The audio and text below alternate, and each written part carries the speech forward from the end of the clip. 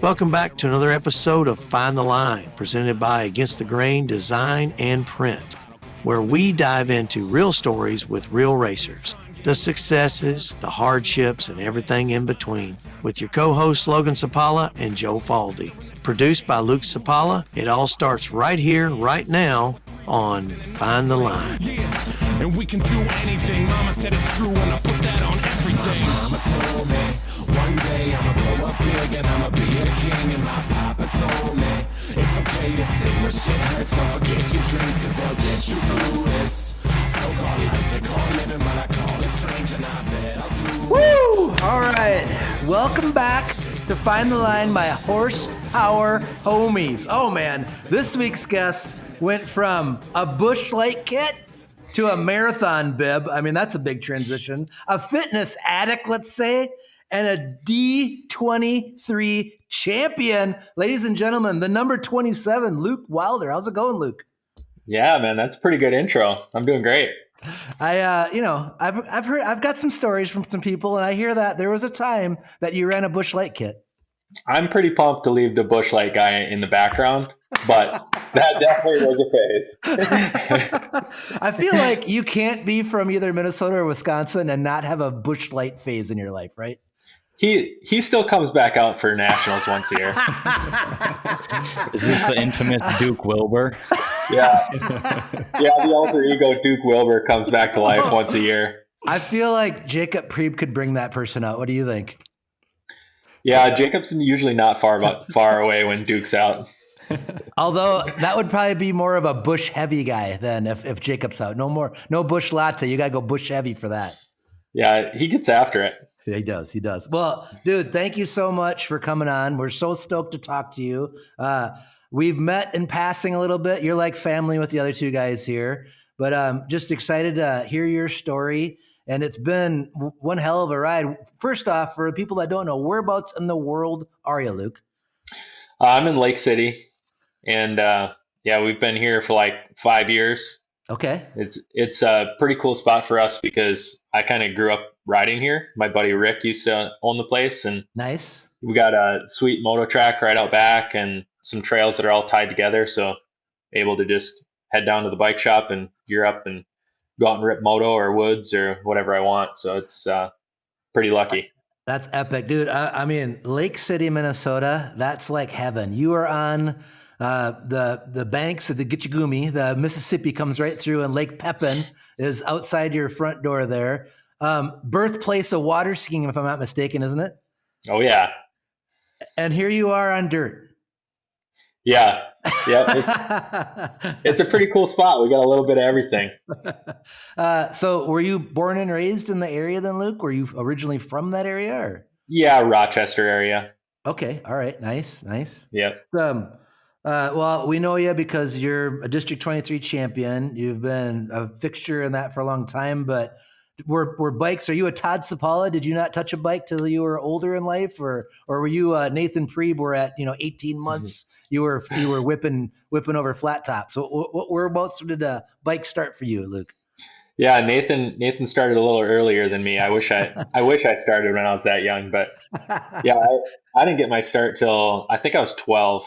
Okay. And I grew up with Jack Lane living right down the street. We've been friends since we were in diapers, and wow. He always rode, but I never really got into it until they let me start riding in the yard on a little XR 100.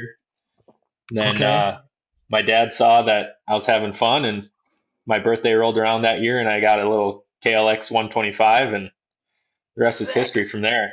Oh, well, I mean, it's not even fair when you're that old when you start. You didn't run into a brick wall like Luke or a milk house like me. I mean, was there anything? Did you ever run into anything with that little KLX? Ooh, man, there's too many crashes to count on that one. That was like a lot of learning by road rash, flip it over, going down the neighborhood. That poor bike probably has a lot more crashes than oil changes, I can tell you that. Yeah, he only ran into everybody on his way to a moto victory at the pre-Pit Bike Nationals a couple of years ago on the same bike too. Oh, that's the bike?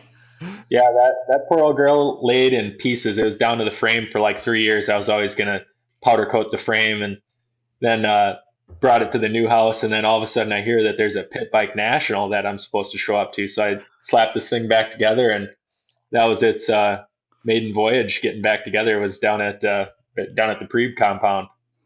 Wow.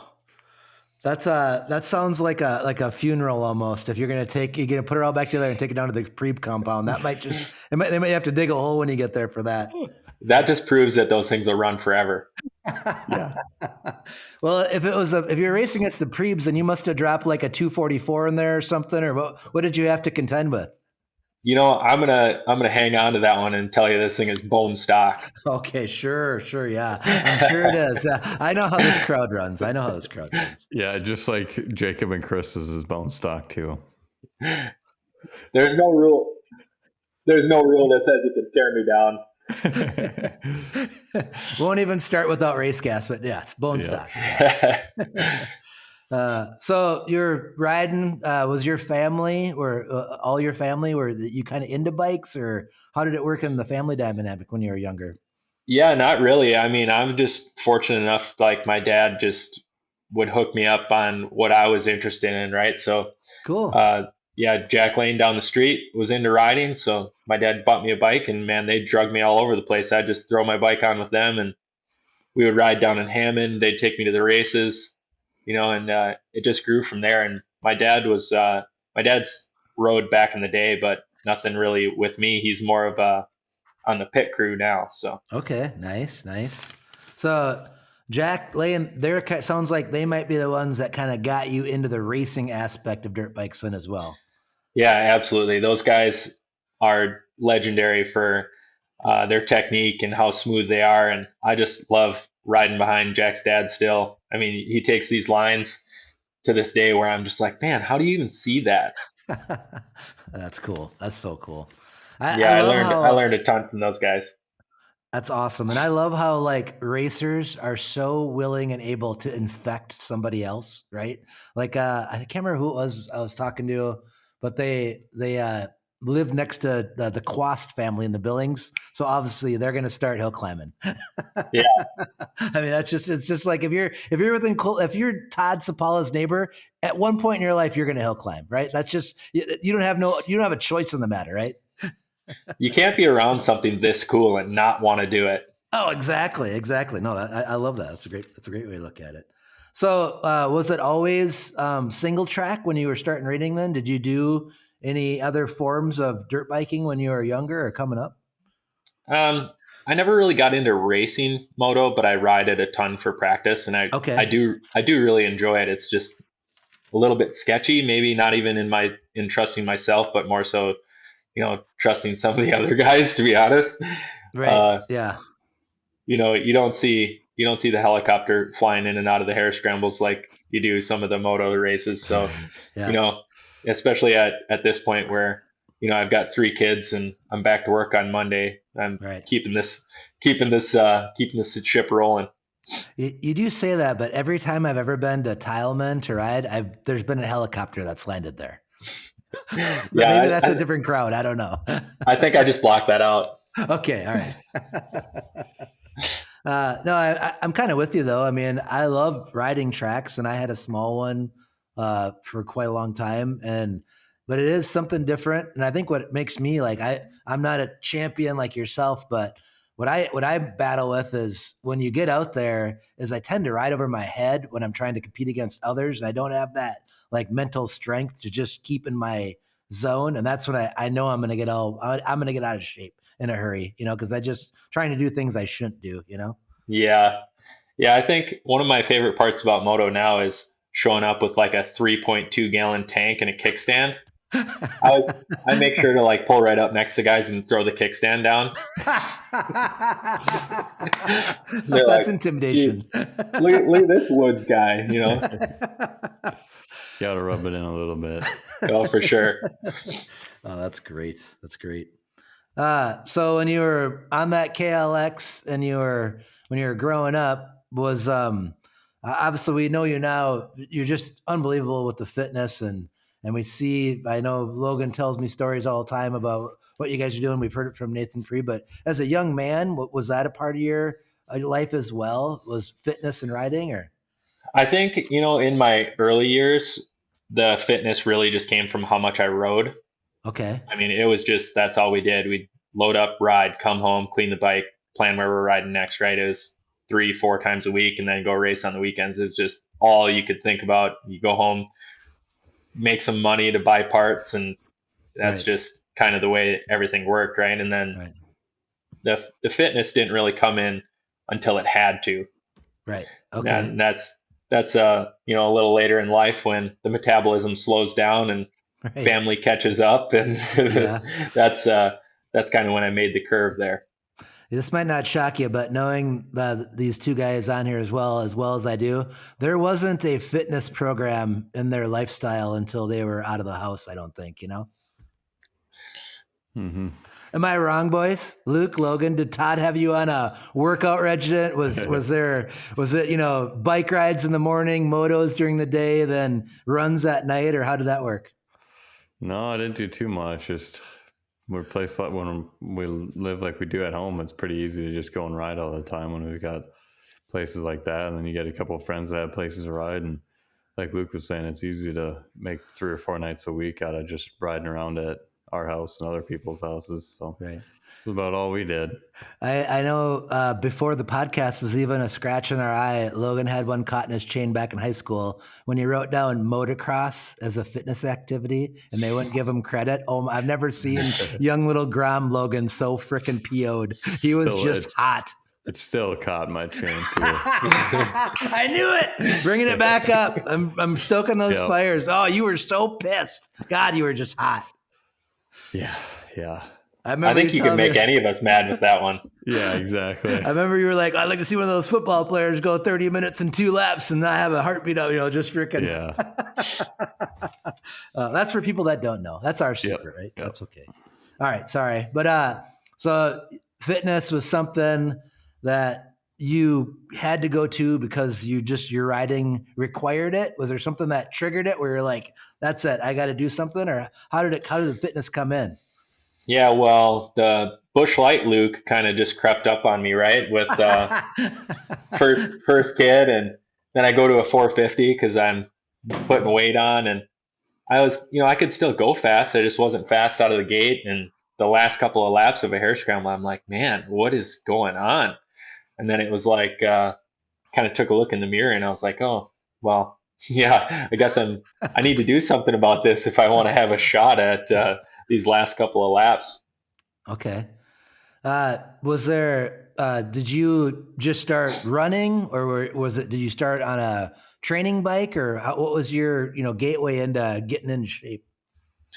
Yeah. So I think there's like 2 different things that kind of propelled me into it. And one was my sister she's done an Ironman. She's done a 50-mile run. Oh, and dang.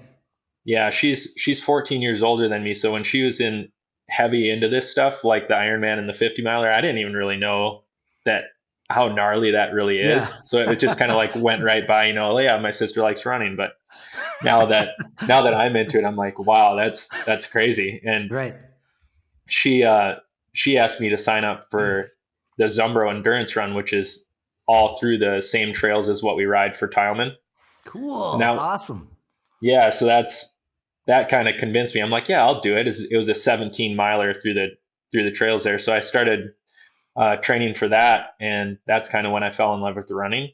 Okay. And the first one down there, I think, I started in the back of the pack thinking I had no idea what I was doing, and it was just passing people. I think I ended up like 40th out of 400. That's impressive. That's good. Yeah. So that was great start. And then I was just kind of addicted from there.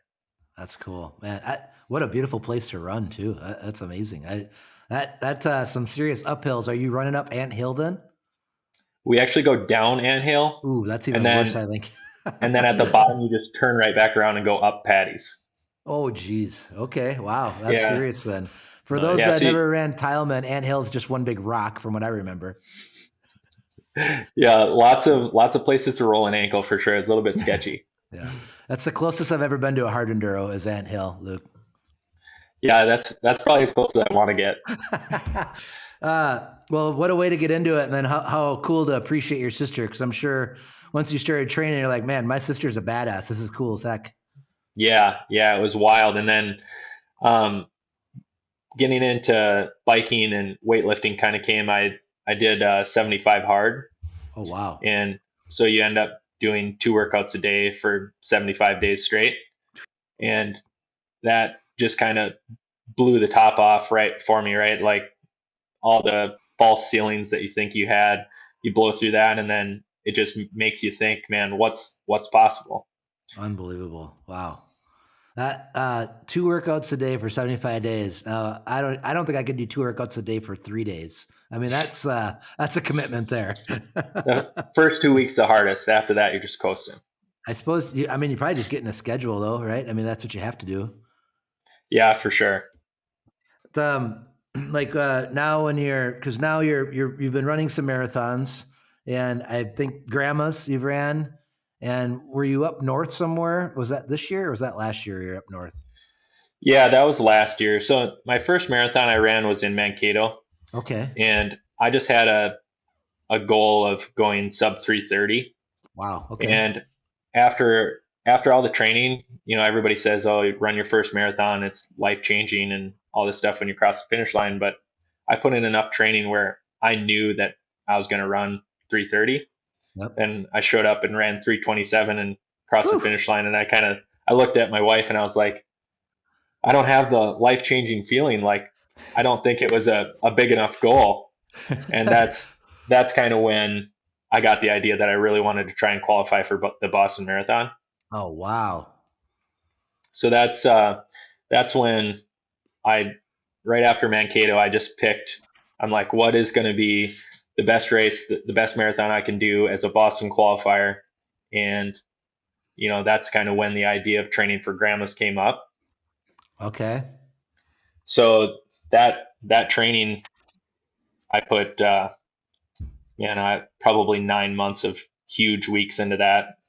I was up in doing like 70 miles a week, getting ready for that. And I think I had maybe 1,800 miles of prep just for grandmas. Wow.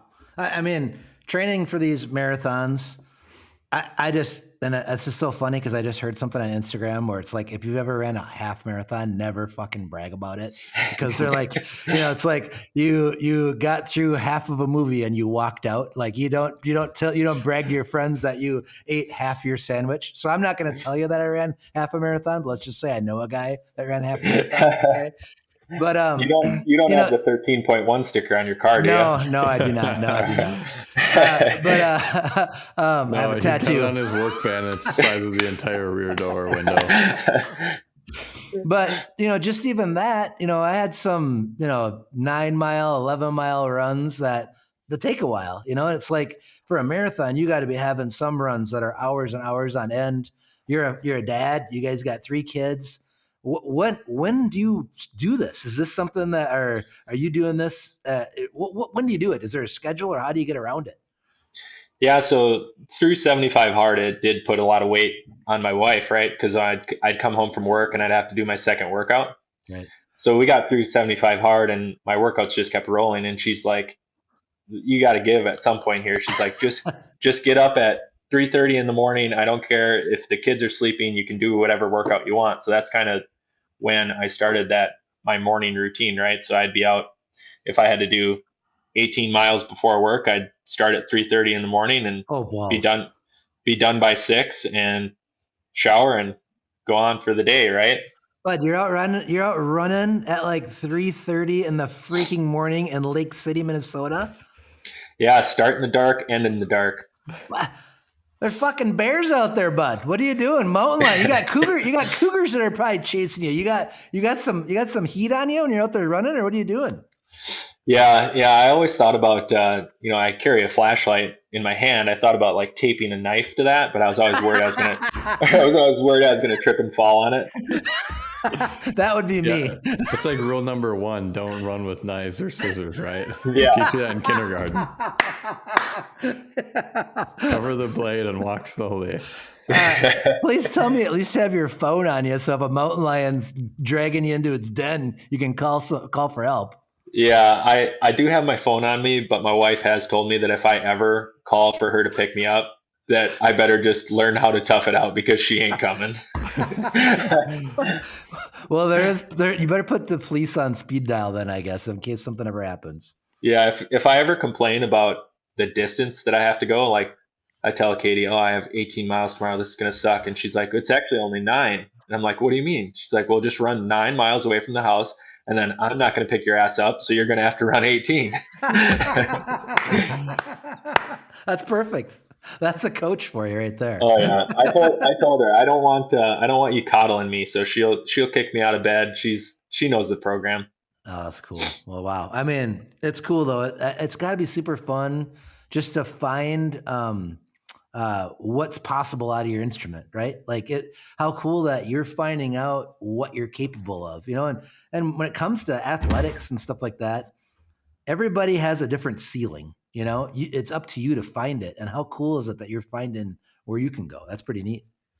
Yeah, absolutely. And that's, with the whole idea of qualifying for Boston, that was more of a goal where I'm like, man, I don't know if I can do this. So I think that's kind of where people tell you that running a marathon is a life-changing experience, because you do something that you're not sure if you can do it, and then you finally accomplish that goal. I think that's where that satisfaction comes in.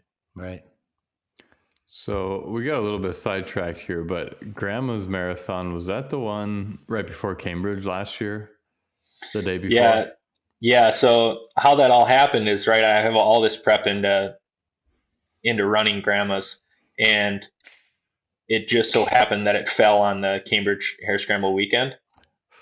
Oh no. So I'm like, at first it was actually supposed to be a 2-day event, and A class was going to race on Saturday. So I'm like, oh man, I'm screwed. It's on the exact same day. So I'm like scrambling. I'm talking to Jesse Blomberg about maybe working the event and being gone for a few hours on Saturday and coming back. Well, then it turns out that they changed it. So then AA raced on Sunday like normal. And I'm like, well, that's it. I'm just going to have to run the marathon and then race on Sunday. It's the only way it's going to work. Oh, yikes. You did that. Yeah. So we went to Duluth on Saturday and then drove down to Cambridge on Sunday morning for a Harescramble.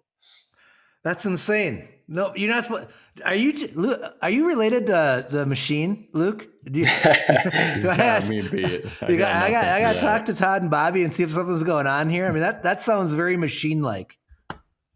Yeah. It was wild. That's definitely probably the craziest idea I've ever had. Okay, well, I got to ask, did you finish? Yeah, so Grandma's was actually pretty wild, right? There's 10,000 people that run this race. Yeah. Oh. And I've never even known how big this crowd is going to be, right? So our bus, you have to get bused to the start because it's point to point. You finish downtown Duluth. Yep. And our bus shows up late. The race is supposed to start at 7:30. We showed up at like 7:25. And you can imagine 10,000 people trying to get into 50 porta potties. Oh God. Yeah. And one thing with running is you're going to have to hit the can before you run, because otherwise you're going to have issues, right? Right. Mm-hmm. So the race actually started while I'm sitting in the porta potty. I'm supposed to be like front corral trying to run sub 3 to qualify for Boston, right? My guys are gone by the time I'm coming out of the porta potty. And there's just this wall of people going through the start line.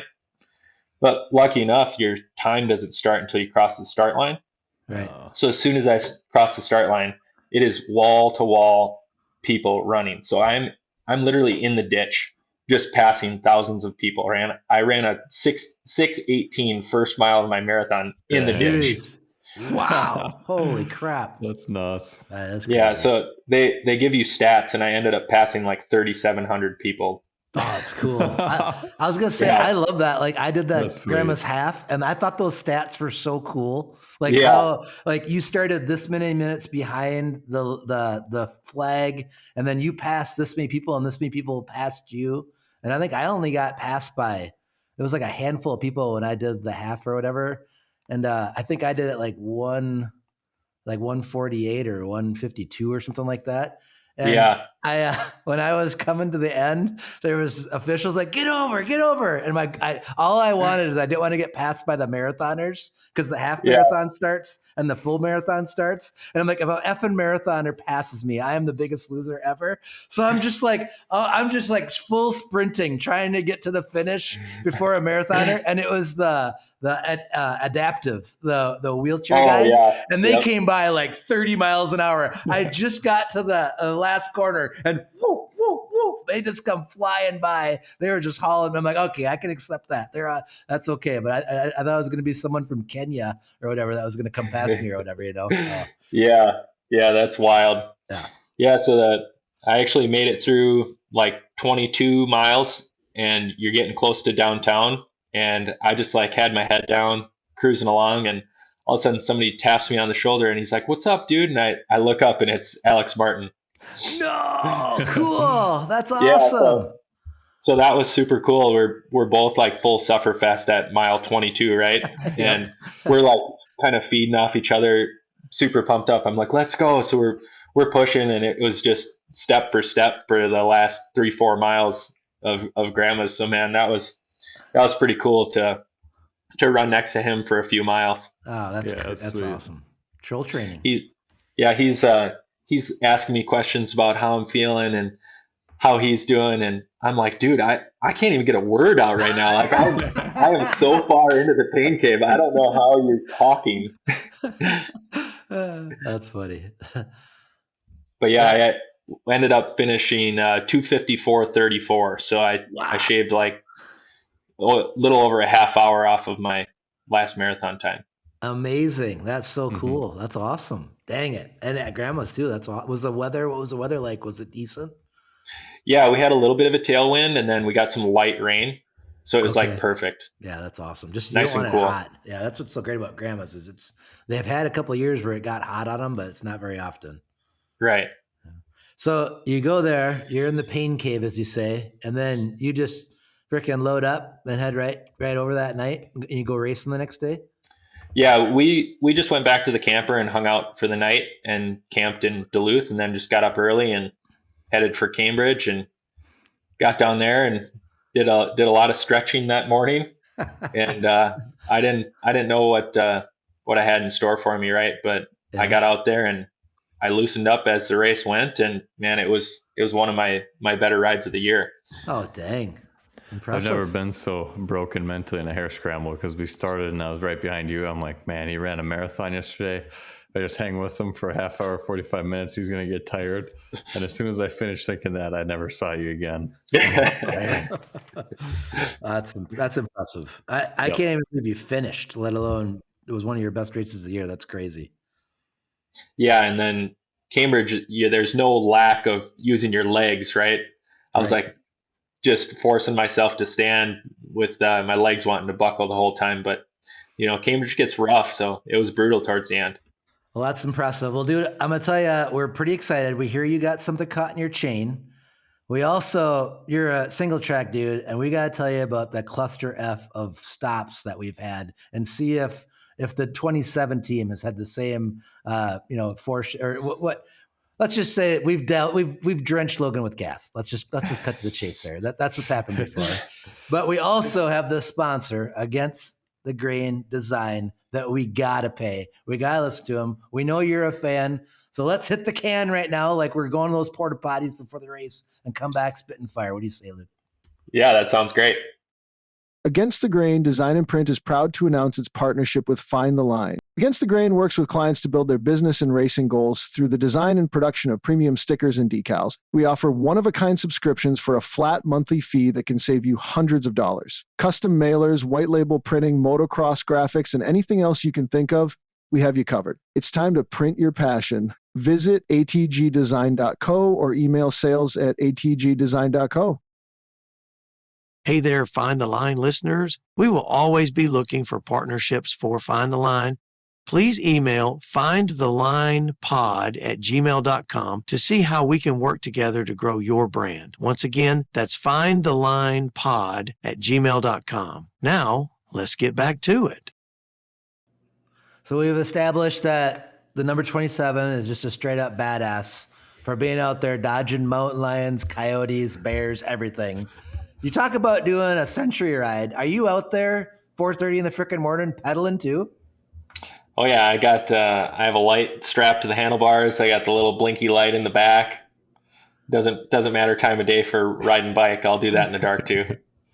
You're that guy where your neighbor is like, that motherfucker has too much energy. That's what he says. Every time you ride by, your neighbor's like, that guy's got too much damn energy, right? Oh, for sure. He yells at me every time I go by too.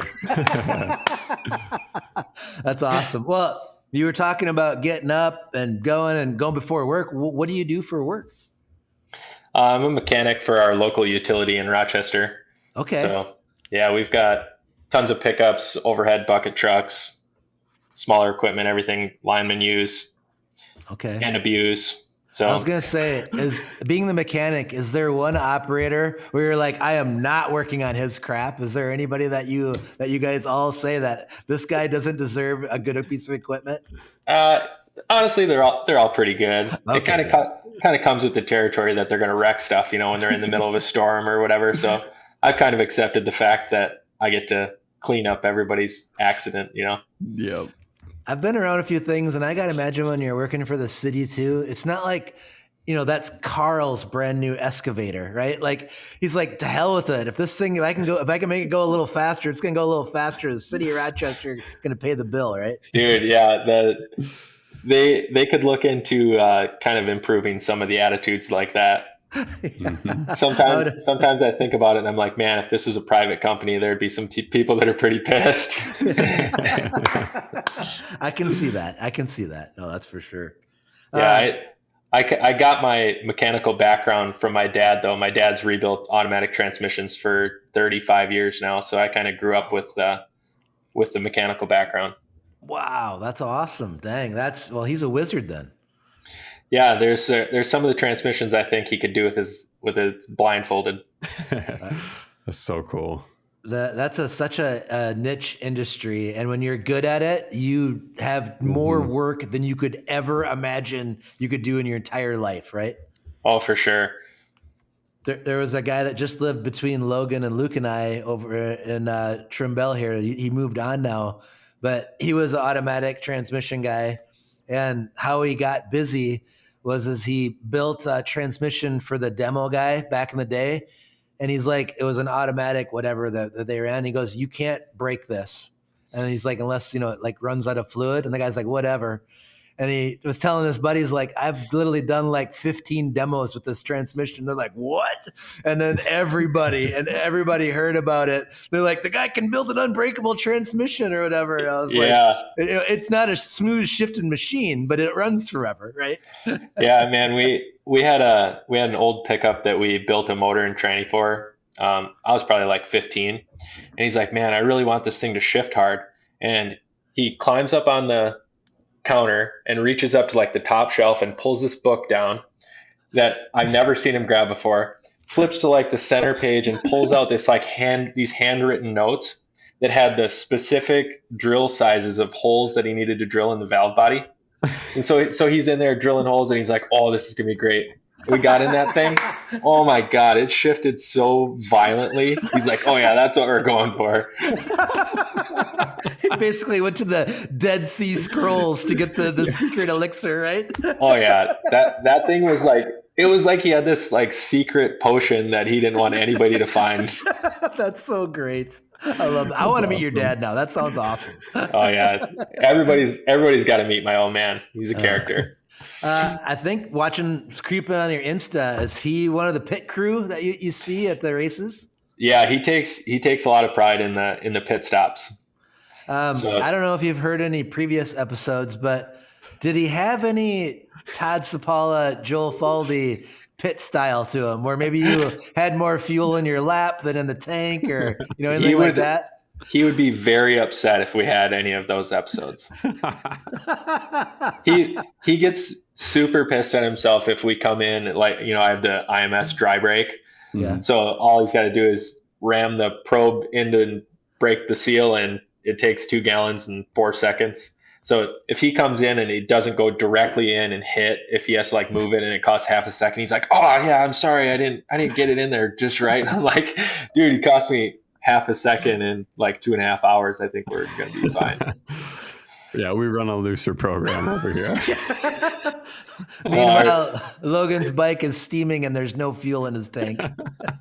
Our last pit stop, actually, I felt like I kind of ran out of calories at the end of Millville. I felt like a little bit of fatigue, but I don't think it was fitness. I think it was I didn't have enough calories to burn. Yeah. So I talked to my wife a little bit about it, and I'm like, I think I should have a gel, and then I think I should have some sort of carb mix and try and chug it at the pit. And she's like, well, that's going to take forever. Why don't I put this gel in a syringe and I'll just like shoot that in your mouth quick while your dad's feeling you. And sure enough, we came in and my dad came from the throttle side so I could still hold the clutch. Katie sticks a syringe in. I took a gel and then took a bite of water bottle that you can take with and drop. And yeah, I think it cost us maybe an extra second. So the pit stops are super fun for them. That's killer. That's awesome. It's fun seeing the videos on your Instagram account, and you could see your wife's there into it, and it's so fun. The pit stops, it's a fun atmosphere to be around. Yeah, it's cool. That's just a sample of the family. Like your wife, your kids are at the race. You guys camp. I mean, it's not just a race. It's like a little adventure every weekend, isn't it? For sure. Yeah. And I don't even think about my pit stops anymore. Some people are like, oh, well, when are you going to pit? And I'm like, well, whenever my wife says to pit, right? It's like she knows how the game's played. If I can't get by somebody and I'm stuck behind them and they pit, I'm not pitting that lap. I'm going to go. Or, there's a lot of different scenarios on strategy that you can play, and she knows them all. So I just do exactly. If she waves me by, we go. If she waves me into pit, we pit. And I know she's got it figured out. You sound like a smart man. The wife's always right. No, I got lucky with her. She actually knows what she's doing. But the other cool thing was when we had our first daughter, we weren't hanging with a big crew at the races. It was pretty much just me, my wife, and daughter. And she actually pitted me with our first daughter in a backpack. So we have pictures of a newborn in a backpack with Katie fueling me up, and it's super cool. That's awesome. Cool. Wow. A little bit of race gas underneath the bottle. That makes them sleep good, Yeah. It's fun though, having that weekend and having the family, like all kind of together to push. I mean, it's so rewarding and it's so fun that you're all there to accomplish one goal, right? For sure. So when do you guys usually go? Like on a normal race weekend, is it just something that you guys bop up on the day of the race? Do you go a day or two ahead of time, or how do you guys usually operate? We pretty much don't do anything day of, just because it's so much time in the car for the kids. So if we can, obviously if there's like a practice day for Saturday, we usually head up Friday night and ride practice Saturday. Otherwise, if there is not a practice day, then we kind of turn Saturday into more of like a family day that we can all hang out and kind of make it cool for the whole family instead of just, hey, dad's dragging us along to another race, Right. That's what's so fun. The locations you guys go to are absolutely stunning. Like it's so cool just to go and camp and just to experience it. And then the riding's a plus. Yeah, for sure. And then it's kind of added another element now that my oldest Charlotte has been racing her P-Dub. So sweet. That's been pretty cool. You get up in the morning on Sunday and I kind of get like my own little workout chasing her around on the bicycle and making sure she's doing good and having fun. So that's awesome. That's been a learning curve in itself. I bet who was it that had the fuel bottle? Was that Jack and the PW? Yeah, that was Jack. That's the best story ever. They had some Clorox bottle or whatever for his fuel cap. That's pretty cool. Yeah. Yeah. So that's cool with the kids too, because Jacob and Chris's kids, Jack and Charlie, came to daycare here. My wife runs daycare in the house.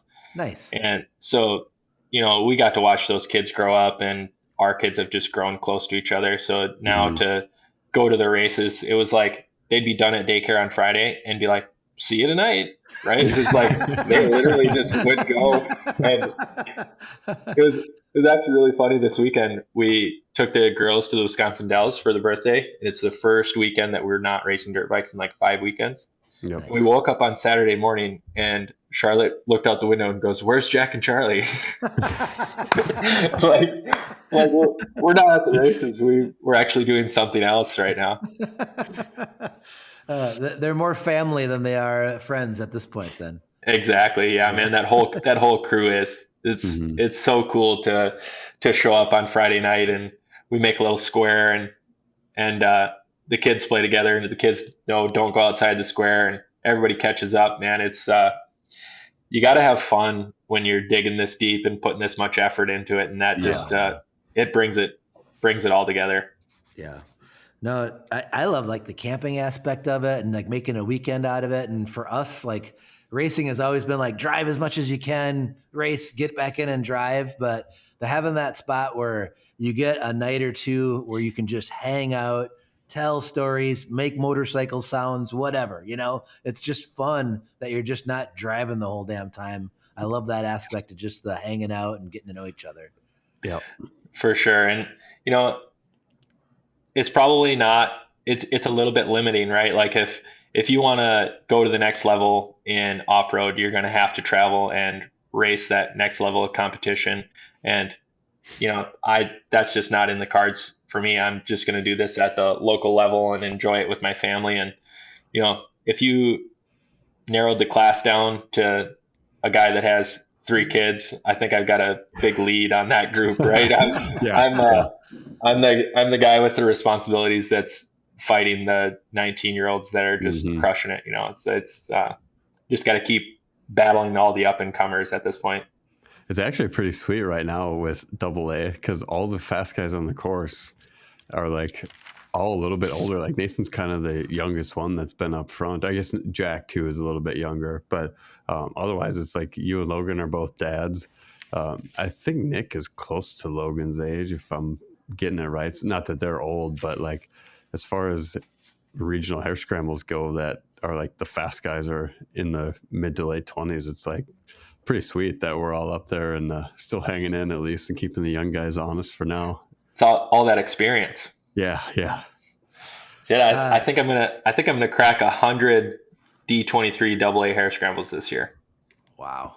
Cool. I was gonna say I was opened up your moto tally earlier and it is packed, and that's only from 2010, which is your B class.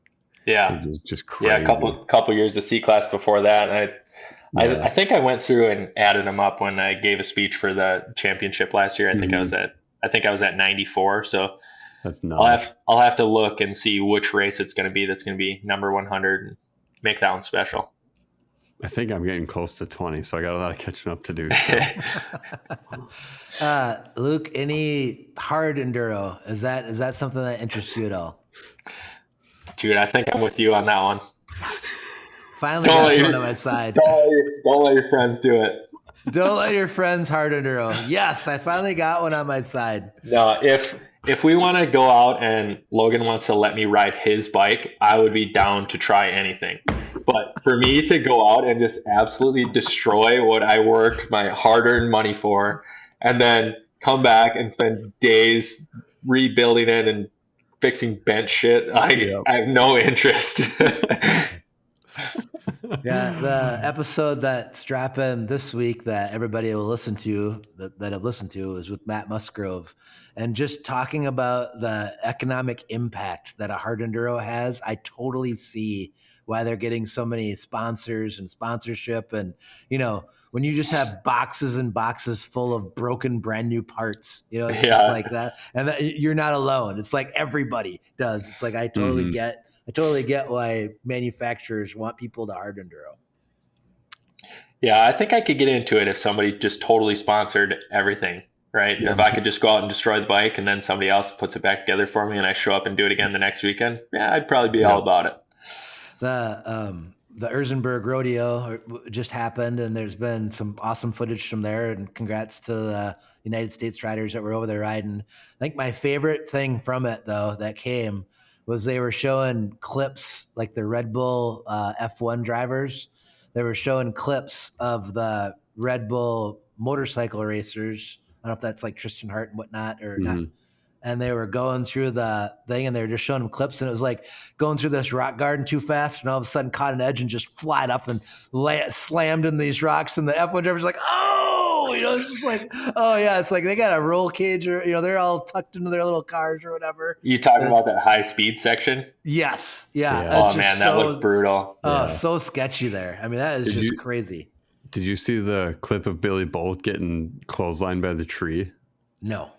He was going down like a super rocky section and somebody had cut a tree at like an angle facing towards you. No. And he like shoulder checked it and it pulled him right off his bike because he was going pretty fast and it just destroyed him. It looked so bad. Oh, that's just like, ooh.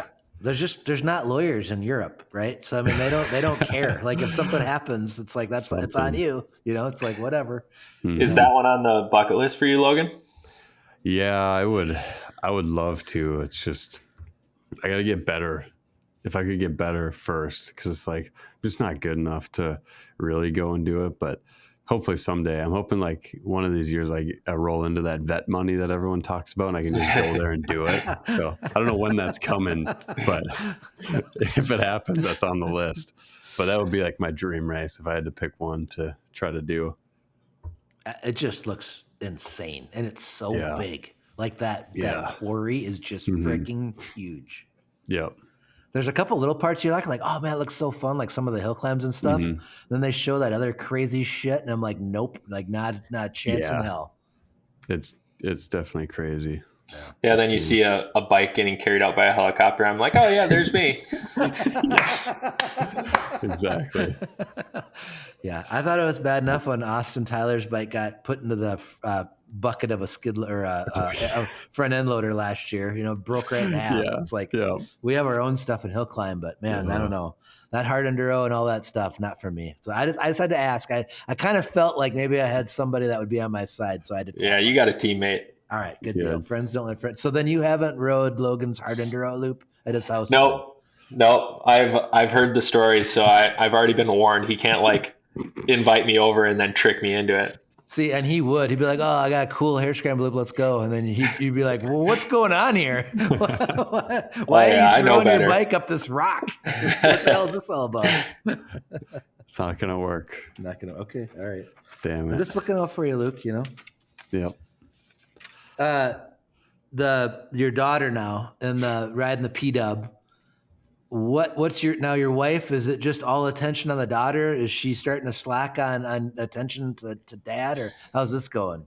No, she's good. I mean, we definitely have to like focus on her right away in the morning, but she usually races at 9:30, and then we don't start till 2:00. So right. It's a little bit easier, Jacob and Chris Aprebe have it a little harder where they're, the kids are racing at 9:30 and then Chris, it could be 11:30 and then all of a sudden Jacob's at 1:30. Man, their schedule is rough compared to the gap that I get between. So, right. Is your daughter more excited or nervous, or what kind of emotions does she deal with? Last year we were just like trying to get her to the line without crying. Yeah. Right. And so I was like, and now this year she's pretty stoked when she shows up that she wants to go and ride. And awesome. Her and Jack Brebe have kind of like they'll find each other out there. Jack's definitely faster, but they get into the races and ride together, and it's fun to watch. That's cool. Yeah, that's awesome. Have you seen it give her a little bit more confidence now that she's kind of figured it out? For sure. Yeah, and even this last weekend at Cambridge, watching Jack would pass her and go flying by, and she'd look at him, and you could just see her elbow just cranked. So she definitely wants to hang. Oh, that's so cool, man. That's great. That's what racing's about. It's about kids and family. And it's like, it's more evident in your sport than probably any. It's so fun. The direct impact you guys have on kids' weekends and lives. It's awesome. For sure. And when we went to the Dells this weekend, we still camped, and we took her Stasic with, and it just like opened my eyes to what we think is normal versus what the rest of the world thinks is normal, because she was ripping around on her Stasic, and all these people that don't ride were just absolutely mind blown. They're like she went by one lady and she's like, "Is she okay?" And I was like, "Did she crash?" And she's like, "No, she just went around the corner really fast." And I was like, dude, I think she got 13th last weekend. You know, there's kids that are lapping her, and these like, you know, people just have no idea what our world is like. Yeah, no, that's evident. Mm-hmm. Rumor on the street is that ATG has provided your family a kit or two. Yeah, man, we got 3 kits here. Woo! So obviously, you know, I just texted him and told him I wanted the number 1 kit for from last year. I was like, man, I got to do it. If this is my only opportunity to run the number 1, I'm gonna make it nice. So yeah, it's got like a little star in it. He knew the assignment. He sent it to me and he's like, "What do you think of this?" And I was like, "Yeah, print it." So that one turned out sick. And then I actually surprised my wife for her birthday with a 110 that we went down to Plainview Power Sports and bought. Awesome. And she was always interested in getting a kit for it. And then I don't know if it was like her birthday or Mother's Day or something, but Carissa actually bought the kit for her through Luke. Oh, cool. That's great. And she's like, "Well, what do I do? Do you want me to put your sponsors on there and stuff?" And I'm like, "No, that's your bike. Do whatever you want." Okay. So she actually did like a Grinch kit. She just loves the Grinch. It's super funny. There's like, it says, "Oh no, the chair of cheer," like on the fender, and she's got a bunch of quotes all over it. So it's like full custom kit that he pieced the Grinch out, and yeah, that one turned out super sick. It's definitely one of the most unique kits I think I've done. And I'm so bad with all like classic movies and holidays. And she said Grinch, and I like Googled like pictures of Grinch, you know, and I must have pulled like probably like a 2000s like remake or something. And she's like, "No, like the real Grinch." And I was like, "I have no idea." I'm so bad at. Luke's got like pictures of Jim Carrey all over. Yeah, Katie goes, when he finishes Charlotte's kit, make sure you send him some extra money, because I think he dicked around a lot with mine. No, it was fun trying to make that. It was definitely unique. Yeah, and then obviously we got the P-Dub all dialed in this year. Mm-hmm. And Charlotte her request was rainbows and sparkles. So that kit he sent the proof, and I was like, "Oh yeah, that looks great." And then he goes, "Well, you want it laminated with sparkles, right?" And I was like, "Wait, you can put sparkles in this thing?" I was like, she lost her mind when we put those on, and the sparkles are like glimmering. Oh, yeah, that's awesome. That's so cool. Look at that, Luke. Good job, man. Just making dreams come true over there, the Wilder family. I meant to put all 3 of them together and get a good picture. I should still do that. And now I've got beef with my brother for making an ATG kit, because it's the red number 1 following me at Millville was so intimidating. I just folded like a lawn chair. It's not a good feeling when the number 1 is behind you, just banging rev limiter. There's another ATG kit that was pulled the whole shot on you pretty aggressively too at Cambridge. Your elbow was about touching your foot peg, trying to catch up with them. No respect. This is great. The worst I came out of a first corner is second all year, and I still get no respect. I think I caught them roost from that full elbow flex. Yes. My form's not pretty, but it works. Oh man. No, I mean that Millville ride that you're talking about. I mean, what was I 10 seconds from you for an hour and a half? Yeah, it was a freaking battle. Absolutely ridiculous. I could see you. I just couldn't make up any ground. So I mean, I know you could see me in some of like those switchbacks. Yeah, I think that one came down to like a mental battle of who's just going to hang in there the longest. Yep. Oh, dang. It was gnarly, because I mean, you were on me, and then I could hear you, and then you just kept getting closer on that last lap, and I had to pit. And then once you were gone, I was like, that was where you just broke me. I'm like, I got nothing left to try to catch it. I'm like, for how fast you caught me. And then when we were battling with those lappers, and I'm just like, it's the worst feeling being in front of somebody that's faster than you and behind lappers, and I just completely folded. I'm like, I made it through scoring and got gas, and I'm like, I'm cashed out. Yeah. Everybody ended up pitting twice, and Yep. my dad and wife both tried to get me to pit, but I was like, man, this tank is huge, and I've been trying to pass Logan for an hour and a half. I was like, I will push this thing across the finish line to not pit right now. I'm not losing any more time. Yep. Oh man, I was like so tempted to try to make it, but I just was not. I'm like, I don't want to throw away a decent finish, especially with the major purse that was there. I was like, it's not. I couldn't risk it. I wanted to, but I had nothing. Yeah, man. If we could get some Millville payouts all the way throughout the year, it'd make it a lot easier on a family guy. Yeah. Where did they get the money from? Was it sponsored, or how'd they get that? Larson Cycle. Nice. That's awesome. Good deal. Yeah, it's pretty cool when guys throw in that kind of money for us.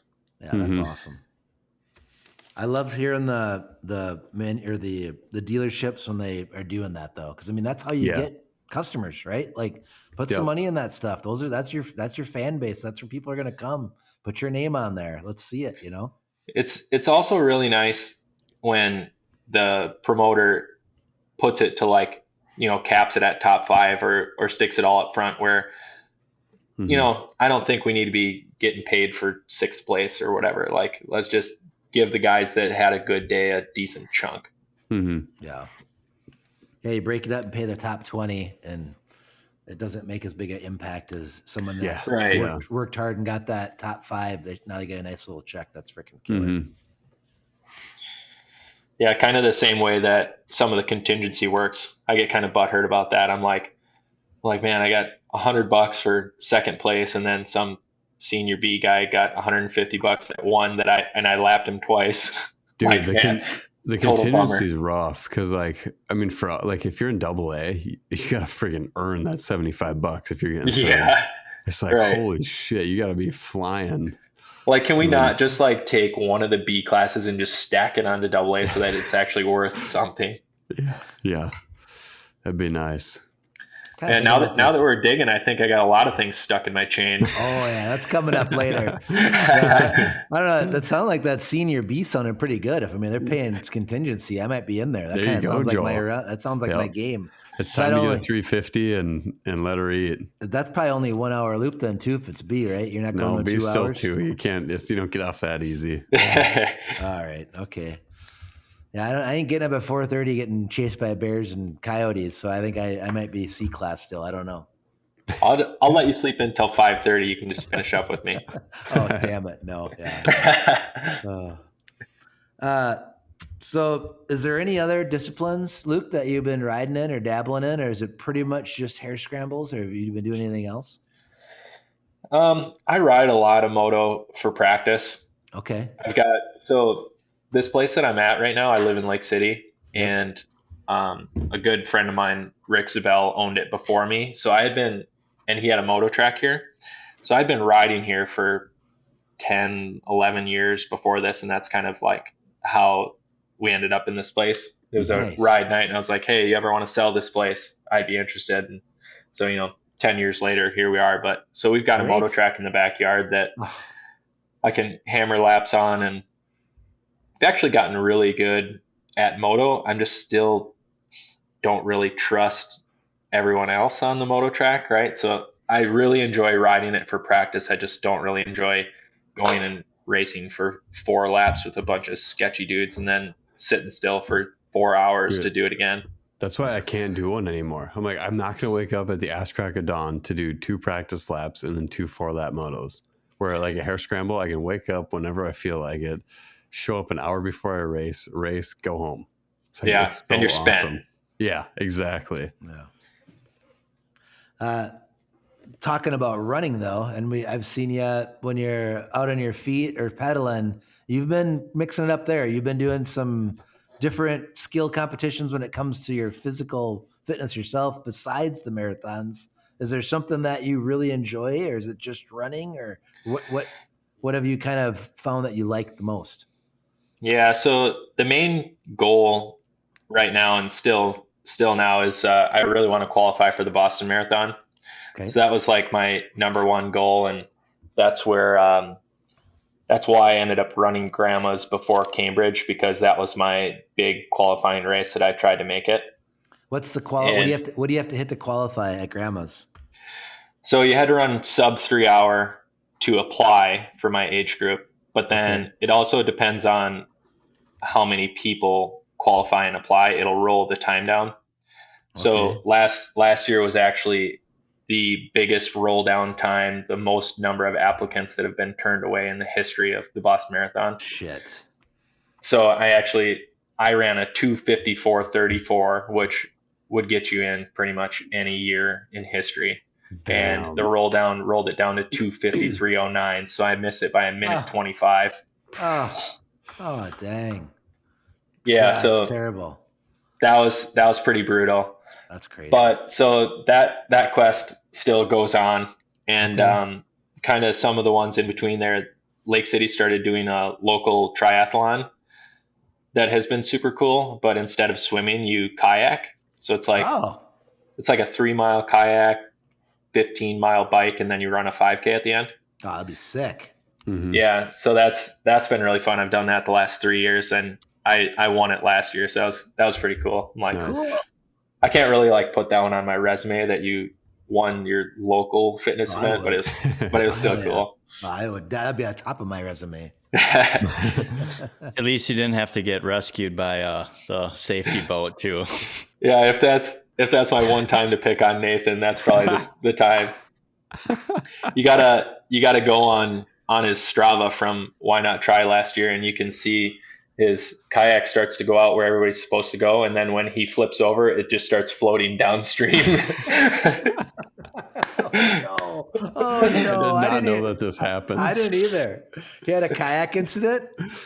Yeah, so we don't like ever train on how to kayak, right? We're just like, oh, we'll just send it on race day. And we've always gotten smoked in the kayak session because we have like a fishing kayak or something that we just borrow, and it's just terrible.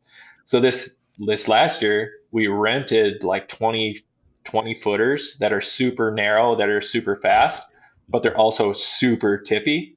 Oh yeah. So yeah, I had some sketchy moments that I'm lucky I didn't flip it, but he made it just around the first buoy and flipped. And then they're like impossible to get back in without someone helping you, right? Oh no. So yeah, he lost a ton of time. He's like, the pontoon had to come over, and they're like, maybe you should just get in the boat. And he goes, no, I'd rather die out here.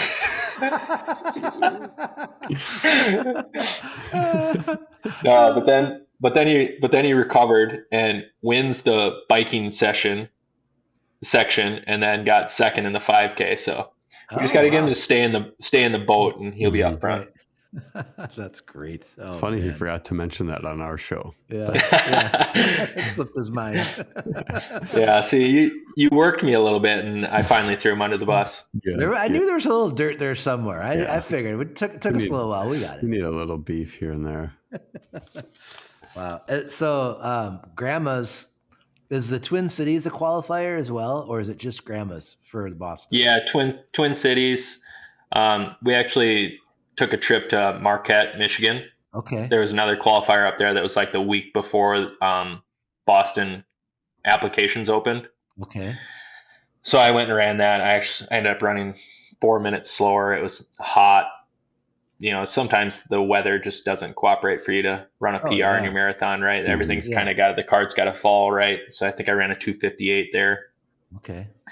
But yeah, there's quite a few big ones around here. I actually ended up I ran Med City in Rochester last 3 weekends ago.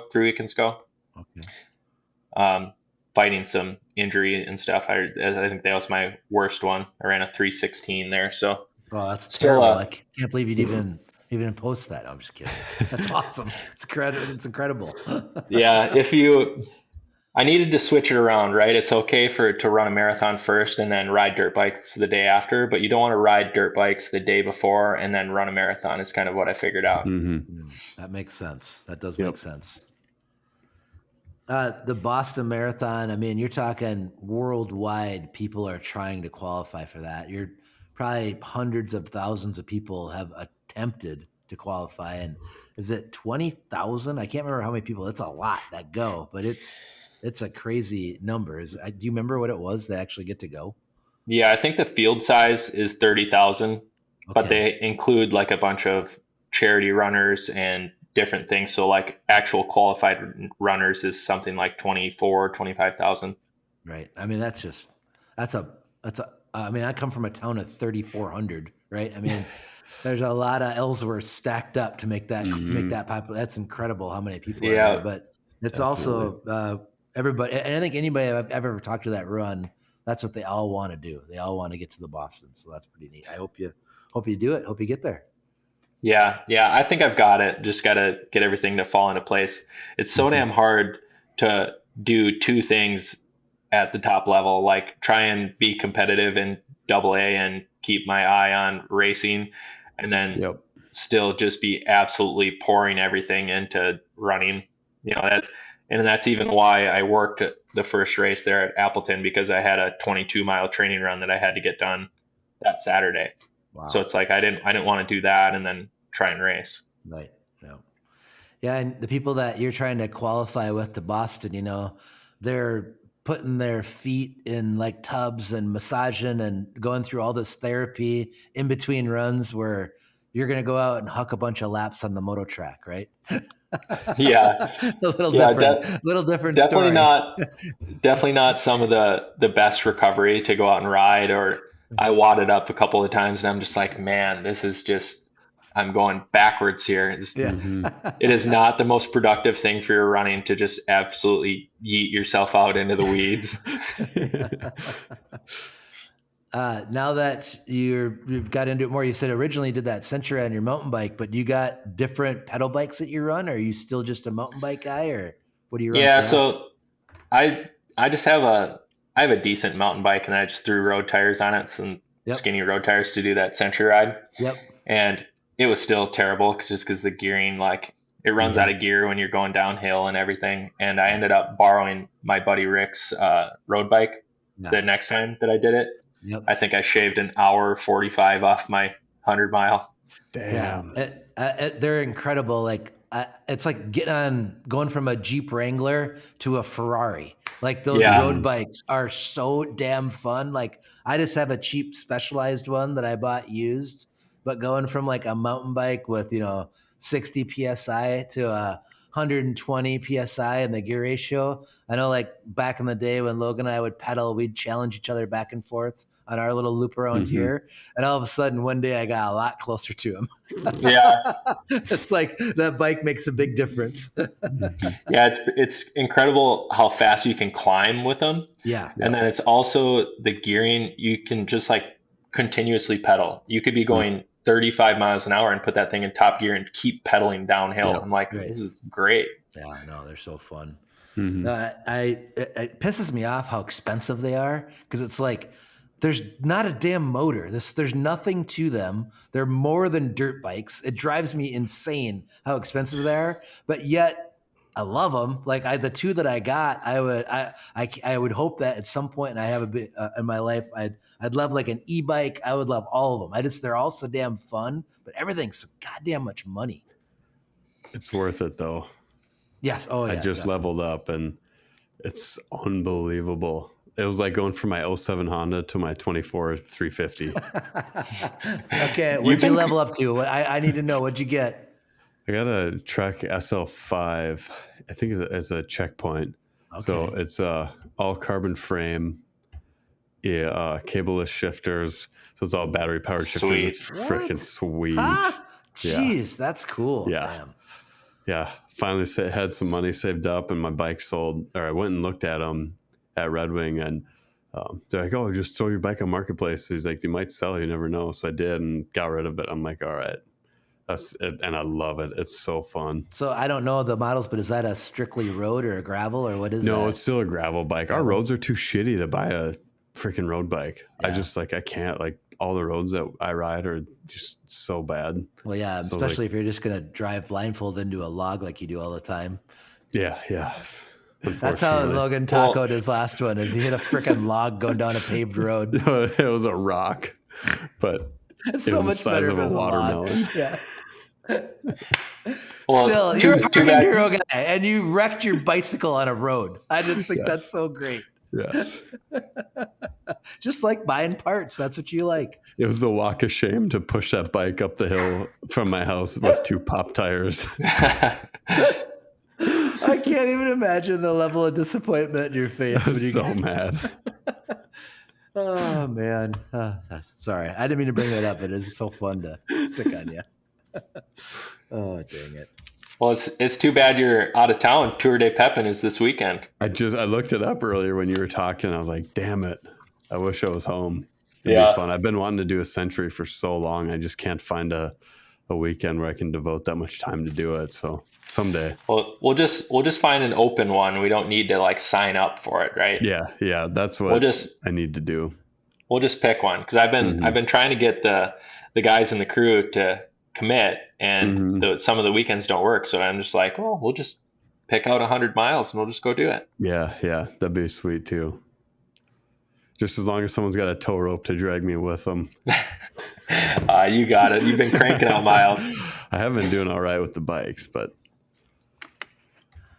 I'm a big fan. They're just and that Strava app too is so fun. It's so neat it's just cool. to kind of keep track of whatever you've been doing, and it's fun to see your friends and what's really possible when you try hard. And it just it's that kids nowadays have it so damn lucky. All the toys are so fun. Like you were saying, your daughter with the Stasic bike, like everything's just effing cool, and it's somewhat affordable. I mean, everything costs money, but it's like when I was growing up, like certain things were just untouchable, like you just couldn't have certain things. But now it's like, God dang it, just about anything you want is there in a certain realm. But I don't know. I'm just jealous. We're just kind of like, let's just get it. We'll make more money tomorrow. There you go. Like these kids can be spoiled and have all the fun stuff. Let's give them the childhood that we want them to have. We'll figure it out. We'll figure it out.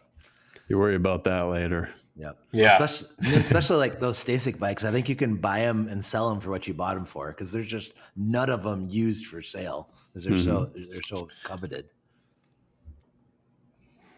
Yeah, we'll put a little extra work in the wintertime when we don't have a bunch of fun stuff to do. Yeah. Right. Exactly. But so winning AA, milestone, unbelievable. What does it take then at this point in your life? You've worked so hard, obviously, the miles running, the hours dodging bears and coyotes, getting your instrument tuned, getting your bike skills up there. But now you're still a young man. Now you've accomplished this goal. What do you got in your tank? What are you setting your sights for? Is there anything that you want to push for again now, or what's your plans? Yeah, I don't really have any aspirations at this point to take it much further than the district level. There was a couple years there where I was pretty interested in doing the ISD. Okay. Mm-hmm. And I went and did the qualifier series, and I was one spot short the year that they went to Chile. And one of the riders got hurt, and so I got a call like 2 weeks before we were supposed to go, and they're like, well, do you want to ride somebody else's bike there and fund your way? And I kind of denied at that point just because it was going to be a mass amount of money. Mm-hmm. But now at this point, with 3 kids and a family, it's pretty tough to take a 2-week overseas trip to go do something like that. So, but that stuff doesn't go away. It could be something that we revisit later, but honestly, right now it's just having fun at the local level with my family and try and stay on top here. Cool. Nice. Go out there and win some big purses. Yeah. And qualify for the damn Boston Marathon. I got to get that one done. Got to get that done. That's a big one. You're going to get there. You're going to do it. You know what it's taken before to accomplish your goal. That'll work again, right? For sure.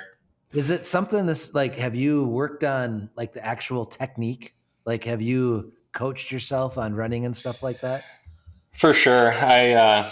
When I just first started running, I recorded myself in slow-mo on a treadmill Okay. and figured out that I was a heel striker, right? So you hit your heel first. And, everybody that you watch that's any good at marathon is either midfoot or forefoot striking. So I forced myself to do that and just absolutely destroyed my calves for a couple weeks, changing my form. But yeah, I got that changed so that now it's just natural to be a forefoot striker. And then I followed just a ton of running content on YouTube and Instagram on what guys are doing to get faster, what guys are doing to improve endurance, running in zone 2 and different track workouts. I'll go to the high school track Wednesday mornings is kind of what I did for the whole time leading up to grandma's, and do a different track workout every week to work on speed, and then weekends to hammer out your long runs so that you're ready for that marathon distance. But most of it was just watching and learning and trying and just getting after it. Oh, that's what's kind of cool about having all the people on Instagram and YouTube, like you're saying, is you can go find some technique without having to go hire a coach or, spend thousands and thousands of dollars. I mean, it is kind of nice that you can just go creep on people and see what works for you. And it's like that for honestly everything in life. We have so much information at your fingertips. If you don't know something and you can't figure it out, Right. You just need to refine your skills of doing research, right? It's all there. And once you're obsessed with something, you're going to find all the information you need and then just go out there and do it. I think about it all the time at work, because I'll use, I do tile. So like sometimes I'll have to look stuff up on YouTube because there'll be something new or whatever, And I always think like, just think of those old, like, frontiersmen back in the day. Like they're all by themselves. They had nobody to frickin' learn from. If they were dumb like me, they didn't make it, right? Like you had to be intelligent. You had to be inventive. You had to like problem solve. Without YouTube, the internet, communication with others. It's just like, man, the Darwinism of it worked really fast back then, right? Like if you weren't apt enough to make it, you didn't, right? Or now that's not the case. At work, do you do that, Luke? Like when you can't fix something, do you just YouTube it? Be like, how do you get this seal off of here? Man, some of the stuff we do is like off the wall enough. Like not everybody's working on bucket trucks. So we do get a lot of like the old school, you just got to tear it apart and figure it out, which is really fun. Yeah. But you get into some of the pickup stuff where you're like, how the hell does this dash come apart? Then the cell phone comes out for that part. Yep. Nope, that's for sure. All right. So I've got one last one here before we get into the caught in your chain. But what I want to highlight and talk about a little bit is you went from 2012, no, it looks like 2011 was your very first AA race. 2012, it looks like was the first full season, until 2025, chasing that ultimate, basically doing the full series every single year from what I can see for the most part, chasing that state championships. Like, what is it that keeps you grinding and pursuing that goal? And like, how do you not get discouraged after all those years doing it? Because there's so many people out there, and like 99% of them would just give up after a few tries of not getting there. Yeah.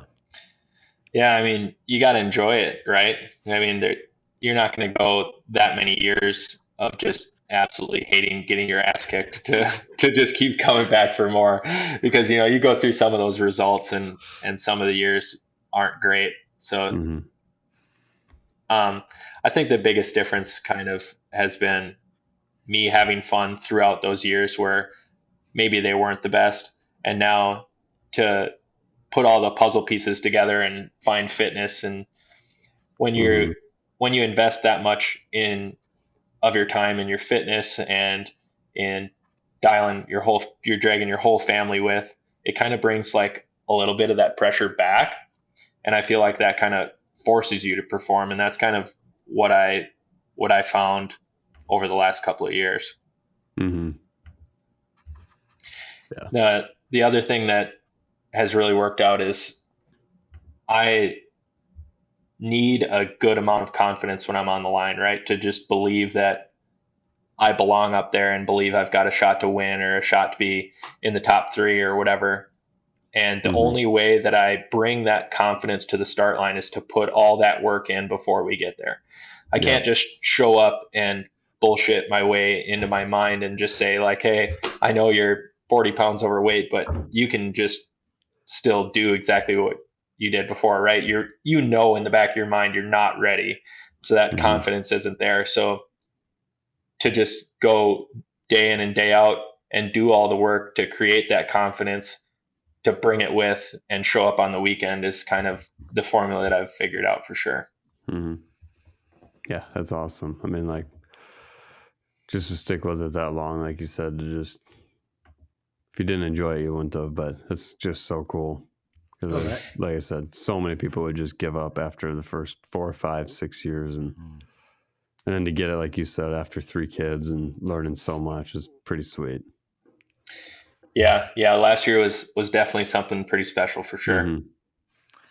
It sounds like not only were you figuring out your finding your line, like in your fitness and everything else, but your bikes too. I mean, you weren't riding a 350 back in 2011, when you first started, it didn't sound like, and having that, like, getting on a piece of equipment, no matter what it is, that works good for you and gives you that confidence because you're thrilled to ride this bike. And, those are all parts of the puzzle that need to go together.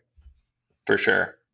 We see it in Supercross all the time where certain people just don't fit with certain bikes, right? And whether it's real or just in their head, it doesn't matter.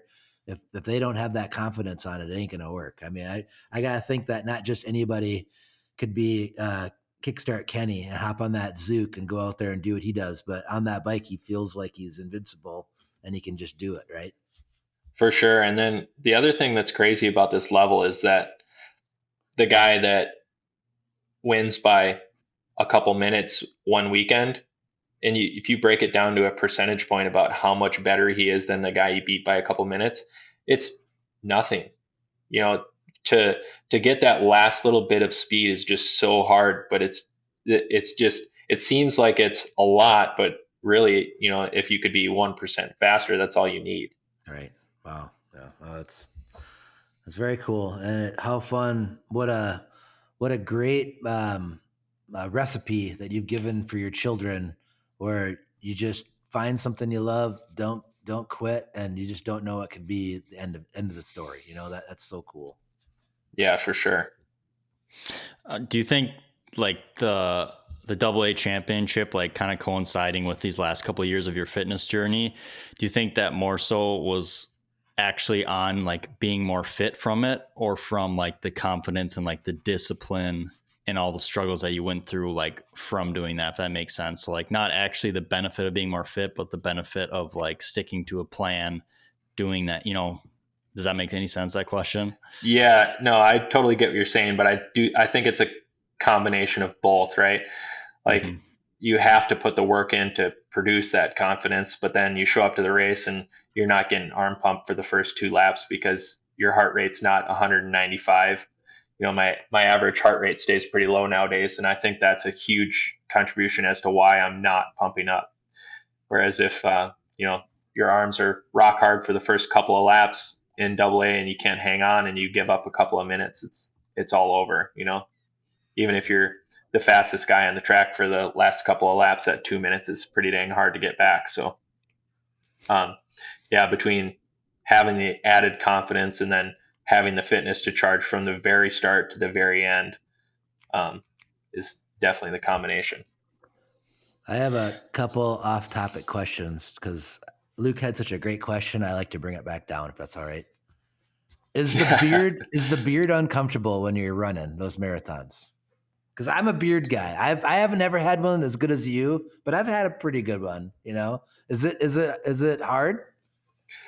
It's definitely not hard.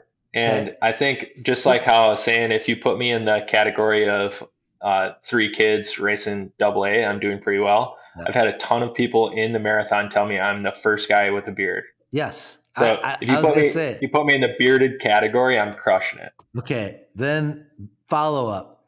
When, and this is the thing, when you qualify for Boston, my suggestion is you just go full Forrest Gump for your running gear at Just the let her Boston rip. Marathon. Just you already got the most important part, the beard. You just get the exact outfit that Forrest had when he was running. Oh yeah, I'm not scared. I'd do it. You'll probably be on every major network news because it'll be like Forrest Gump's running the Boston Marathon. Look at this, it's awesome. Yeah, then you guys would actually be able to pick me out of 30,000. It's a good plan. So I should do that. And then, have you ever seen the guys that are definitely not going to be the fastest guy, but they start up front and they sprint like the first 500 yards? So they're just gassed by the half-mile mark, but Right. they're just the first ones out of the gate. If I do that with the Forrest Gump outfit, I think we've got a formula figured out. I don't even think you need to do that. I think just having the outfit and the beard, I think you're already going to get what you need out of it. I think it'd be awesome. I just think it'd be hot. I feel like it would be really hot running with it. But if it works for you, that's all that matters. It's really nice for the dusty races because it just kind of like packs up and it's like an air filter for the underneath the helmet. Oh yeah, that makes sense. Makes sense. Well, this is part of the show, but every now and then there's just something that it's bothering you. Like, you're riding, you hear that click, click, click, click, click. There's something, you look down, what the hell is a banner? I got a piece of wire. What is this in my chain? You can't get at it. It's just bothering you. And Luke, do you have anything caught in your chain? Is this something that Luke, I'm talking to 914 over here, Luke, the producer. Is there anything that you got caught in your chain? Not this week. I'm all peace. Okay.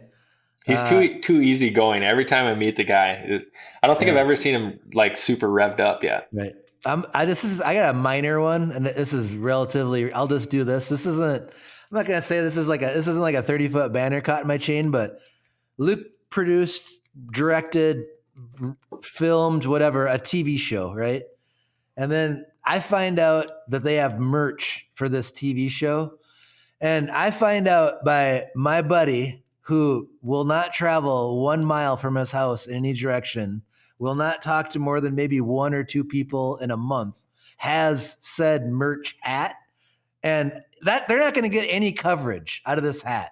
I'm like, I'm on a podcast with Luke. He could have floated me a hat. We could have got this out for the masses, but no, my buddy that literally just drinks Busch Light in his shop has an awesome hat from the TV show, and I don't have it. I'm just saying it kind of rubbed me the wrong way, Luke. Yeah, that's pretty low. He looked good in it, though. He did look good in it. All right. 27, you got anything caught in your chain? Yeah, so we almost touched on it earlier when Logan and I were talking about our battle at Millville, when he was talking about being stuck between me and some lappers. And man, what is stuck in my chain is the lappers that refuse to get out of the way. Oh, man, they can be so bad. And I know, dude, we're coming up on them so fast. I know that you can hear me for at least 15 seconds before I get there. And in this case where Logan caught 2 guys and they look back at us, look back, and then you just see the elbow go down. And I'm like, dude, what are you doing? So I catch them, and at Millville here, they checked up on one spot, and Logan had nowhere to go, and I just piled into the back of Logan. I ended up texting him after the race and being like, dude, I'm so sorry. I just crushed into the back of him.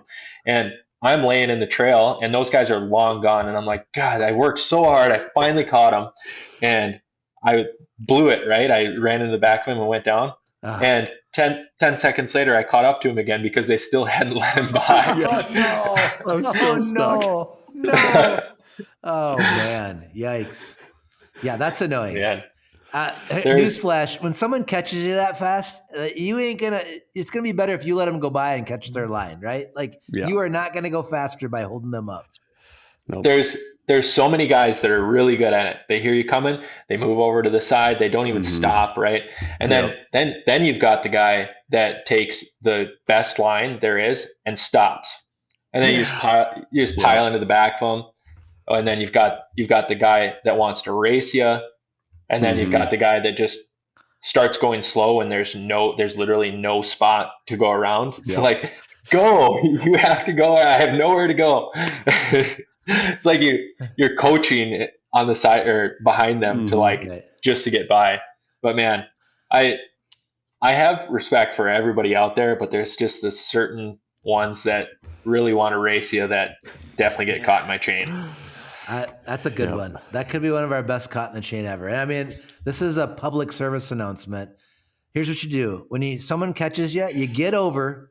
If you have to stop, whatever, let them go by and then hook onto them. And you're going to learn some shit. You will get so much better by just letting them go by and trying to hook on as long as you can. That's the best thing you can ever do. I mean, we just need a little bit of room too, right? You don't even have, it's not even going to cost you much. You move 6 inches over and we know that we're there and we're gone and away we go, right? It's a pretty simple process. Yeah. I try to sympathize with them a little bit, but at other times it's like, dude, if you would like move a half a wheel width from the edge of the trail and just let us go past, you could follow for a few minutes and like probably learn a lot, or at least, latch on for a minute and go a little bit faster or learn something. Right. So it's like, dang, it's just such a battle though. Some of them make it tough. And then you get some trails like what Cambridge was, and oh my God, there's just no room anywhere, it seems like, for some of it. That's hard. Yeah, you definitely talked me off a cliff when I was texting you after Millville talking about those guys. You're like, oh, well, such and such, but I was ready to go nuclear at that point. Maybe it's just because I was happy that I had a break from pushing so long. I'm like, at least nobody can go anywhere right now, so I get to relax for 10 seconds. Right. Oh, that's great. But yeah, sometimes it's like, oh my God. And then you get into them and both slow down, or, it can be tough. It can be tough. It's stressful for you guys. Just think of like the Supercross guys where there's like $100,000 podium bonus and then the lappers will F something up. It's like, oh God. And then you're trying to hit like 70-foot triples. Yes. In between it. Exactly. Oh man, crazy. Yep.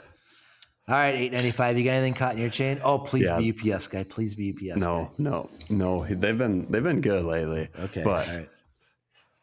This has been stuck for a couple of weeks now, and I've got zero patience left for it. All these people that just want to hate on e-bikes, get fucked. You're the lowest scum on the planet. I can't stand you. Nobody likes you. Your parents probably hate you. Fuck, man.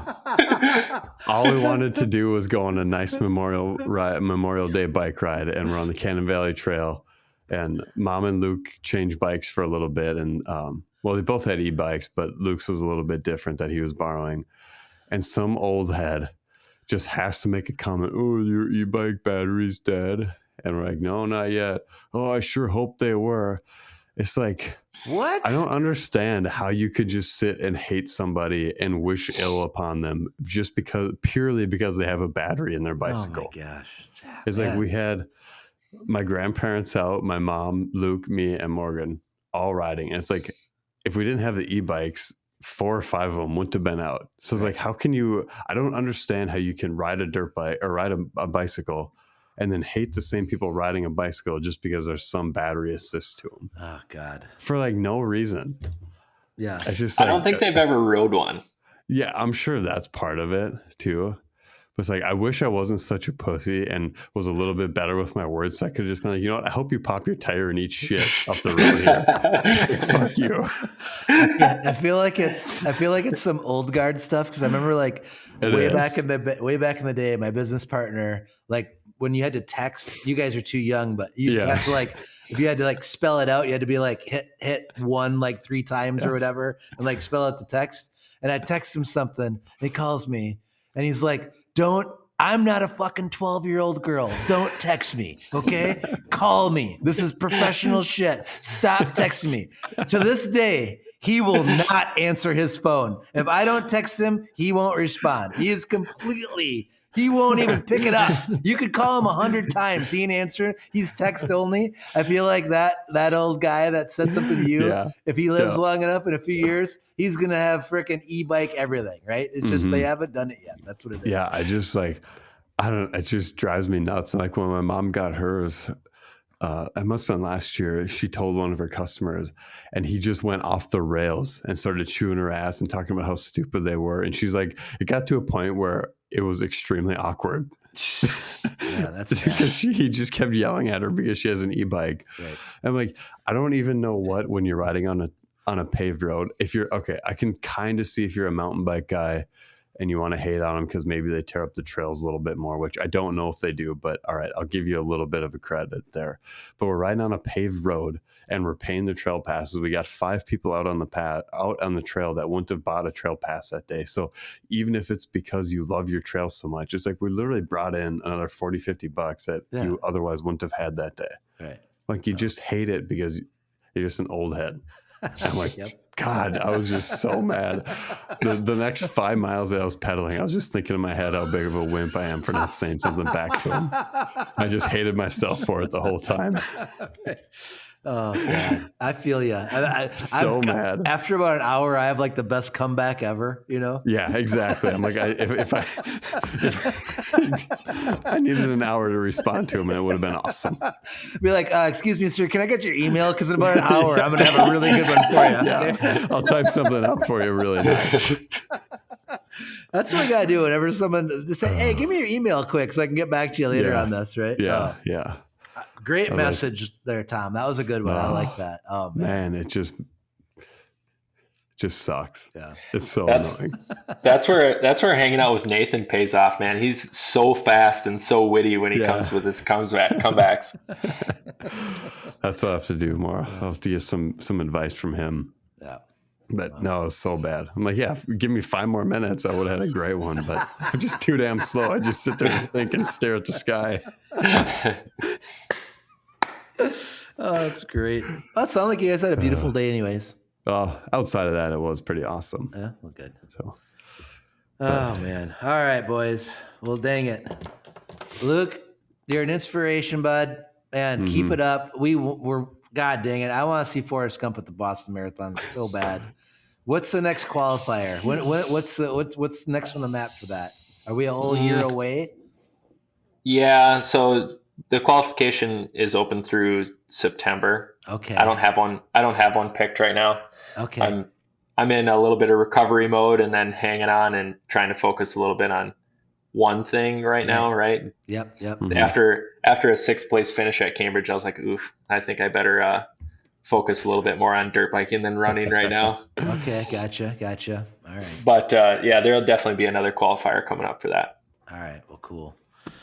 Well, man, thank you for your time. Thanks for sharing your story with us. And, man, just keep being on. And it's just so cool to go from 2011, like Logan said, to 2015 or 2025, having that fire in you. And I love that you just said you just loved it. You love doing it.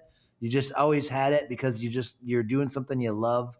I just think that's so cool for your kids. Like you're teaching that to your children about how to live life in the right way and go about things. And it's so neat. You and the Prebes, the Prebe Mafia, whatever we're going to start calling it, whatever, how you're all just mobbing around and having so much fun. Man, everybody wants to be part of that group. And keep in touch with us, Luke. We want to keep up on what's going on with you. And damn, we definitely want to see you run that marathon, dude. That'd be awesome. Mm-hmm. Yeah, for sure. Yeah, thanks for having me on, man. This has been fun. Mama told me one day I'ma grow up big and I'ma be a king. And my papa told me it's okay to sit where shit hurts. Don't forget your dreams, cause they'll get you through this so-called life.